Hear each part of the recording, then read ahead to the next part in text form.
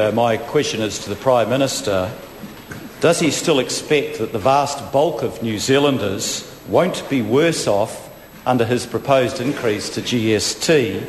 And if so, which New Zealanders does he expect will be worse off? The Honourable Prime Minister. Mr Speaker, I expect that the vast bulk of New Zealanders would be better off under a tax switch which comprised of an increase in the rate of GST to 15%, together with a reduction in personal income taxes across the board and upfront increases in benefits, New Zealand Superannuation and Working for Families payment.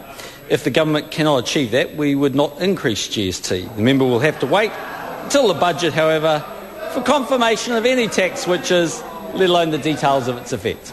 The Honourable Leader of the Supplementary question, Mr Speaker. As last night in a survey by TV1, it was shown that over two-thirds of New Zealanders were opposed to raising GST, and the vast majority said that they thought they would be worse off. How precisely will people be better off? And can he answer the question that he didn't answer last time, who will be worse off? Honourable Prime Minister. Mr Speaker, I think what the poll actually last night showed is that if you ask anybody whether they want a tax to rise, the answer to that will be no.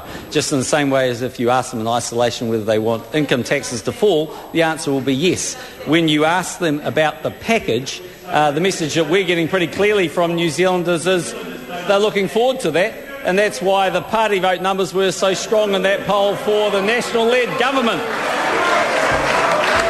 The Honourable Leader of the Opposition.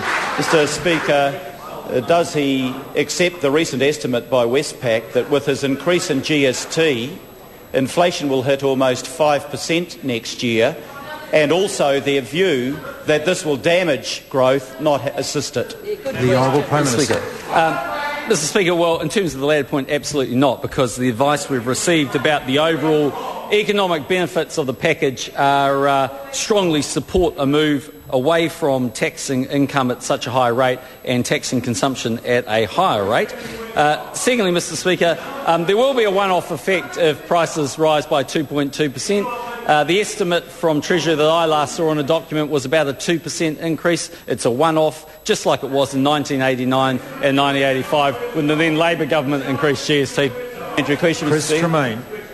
Thank you, Mr Speaker. To the Prime Minister, how many New Zealanders were made worse off the last time GST was raised in 1989?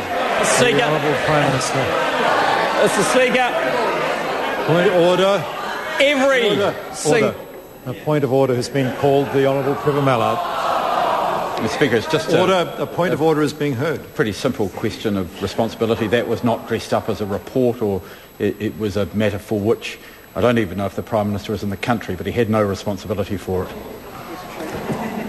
The interesting thing about the question that was asked is it didn't ask the Prime Minister comment on the wisdom or anything of the policy. It just asked for a reporting matter, how many people were worse off. And ministers do have reporting responsibilities for matters that took place prior to their time. And that's why I accepted the question. I believe so long as the Prime Minister doesn't launch too much into attacking the government at the time, he may answer the question. The Honourable Prime Minister. Mr Speaker, every New Zealander was worse off, actually, when the 1989 government, of which Phil Goff was a member, raised GST without compensation, and hopefully when they're out there on their magical mystery bus tour they can give out an apology for not compensating New Zealanders back then. Order. The Honourable Leader of the Opposition. Speaker, is it correct that as a result of his increase in GST, superannuitants will face an immediate increase in their costs, but they won't be compensated for that for maybe 6 months, maybe a year? That will leave them worse off. And does he intend, therefore, to amend the legislation to ensure that doesn't happen? The Honourable Prime Minister. Order. Mr Speaker, no. The member has completely jumped into conclusions. But while the member's on his feet next time, maybe if he can tell us whether he'll be campaigning to drop GST and increase personal... Now, the last part of that answer, the Prime Minister answered the question perfectly well, and the last part was not in order. Mind you, In fairness, before I call the honourable member, I have to confess part of the question wasn't in order either, but still. The Honourable Leader of the Opposition. Mr. Speaker. Order. I've called the Honourable Leader of the Opposition. Is it true that no one at the last election voted for an increase in GST because he explicitly promised that he wouldn't increase it? The Honourable Prime Minister.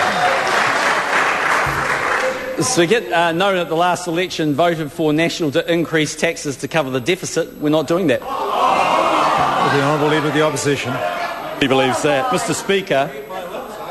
Speaker, is it true that from what he's promising, the GST will simply be a money go-around, take from one hand and give with the other, but the real changes in tax policy will come from reducing the top tax rate from 38 to 33 cents, that will give him and his ministers several $100s a week, but that change of lowering the tax rate will deliver nothing to people earning less than $70,000 a year. The Honourable Prime Minister. Speaker, no, that's not true. What is interesting, though, seeing the Leader of the Opposition raise the issue of the top personal tax rate, was that when TV3 asked New Zealanders whether they wanted the top personal tax rate reduced, the number was something like 53 or 54% of New Zealanders wanted that to happen, despite the fact that only 12% of New Zealanders pay the top personal tax rate. Why is that, Mr. Speaker? Because New Zealanders are aspirational for their country, ambitious for their earnings, and want a stronger New Zealand. And I say to those New Zealanders, good on you, we're 100% behind you. Point of order, the Honourable Leader of the Opposition. Point of order, Mr. Speaker. A point of order has been called. I draw your attention to the fact there was a specific question asked about whether anybody under 70,000 would get anything from lowering the tax rate. There is a yes or no answer to that. Prime Minister simply didn't address it. There won't be interjection while a point of order has been raised. Had the Honourable Leader of the Opposition asked exactly that question, I'm sure a more precise answer would have been possible. But the Honourable Member may recollect he made some fairly lengthy statements around the question as well, which the Prime Minister latched onto in his answer, and that's why I can't assist the Honourable Member any further. The Honourable Leader of the Opposition. Will anyone earning under 70,000 get more money in their pocket simply by lowering the maximum tax rate from 38 to 33 cents in the dollar? Honourable Prime Minister. Mr. Speaker, I can now see why Labor's economic policies are going off the rails. Point of order. A point of order has been called. Point of order, Mr. Speaker. 2 points. No, I hear the Honourable Member. I think, well, let him make his point. 2 points, Mr. Speaker. Not only did the Prime Minister not address the question, but he deliberately turned his back on you so that he could pretend not to see you standing to call him to order. Order. Members must not comment like that on points of order. It is a perfectly valid point of order the Honourable Leader of the Opposition is raising, and there should not be that comment. I think the Leader of the Opposition has a fair point on this occasion indeed, because a fair question was asked: would anyone earning below $70,000 a year gain from a tax reduction, the top tax rate?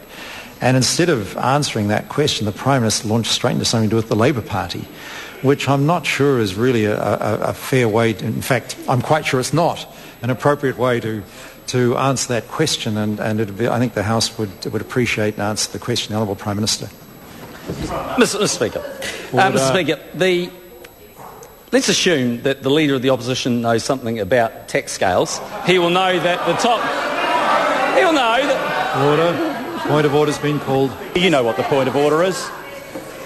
I do, and I say to the Prime Minister, I don't think that's a very fair way to respond to a question, and I mean it, because it's the question that was asked was a fair question, and the answer seeks to belittle the questioner by saying, I'm not sure what the Leader of the Opposition knows about tax scales. Now, that's out of order to do that. It is absolutely out of order.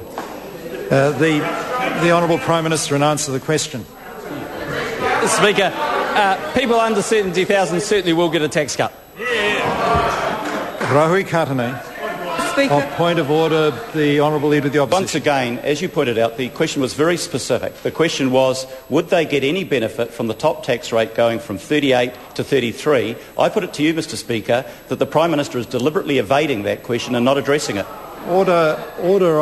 On this occasion, I have to support the Prime Minister, because in response to the question, if I heard the Prime Minister correctly, he said that those below 70,000 would be getting a tax cut. And so he